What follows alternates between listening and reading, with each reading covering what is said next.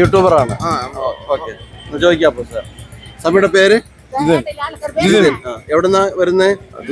തിരുവനന്തപുരം. എല്ലാ വർഷം വരാറുണ്ടോ? ഇപ്പൊ എല്ലാവരും കൂടെ കാവ്യ കൊടുത്താ വരുന്നത്. സ്വാമി കറുപ്പെടുത്ത് വന്നത് അത് നമ്മളെ ദൈവവിശ്വാസമല്ലേ, ഓരോരുത്തരുടെ വിശ്വാസം അതനുസരിച്ചുണ്ടോ? അല്ലാതെ കാവ്യ അല്ലെങ്കിൽ ചുമപ്പ്. കാസർഗോഡുകാരൊക്കെ ഇത് വെള്ള എടുത്താ വരുന്നത്. അതുകൊണ്ട് ഞാൻ ചോദിച്ചത് എന്തെങ്കിലും വ്യത്യാസം സ്വാമി ദേവീസ്തുതി പാടുന്നുണ്ടോ? എന്നാ പഠിക്കുള്ളൂ. അങ്ങനെയൊന്നുമില്ല.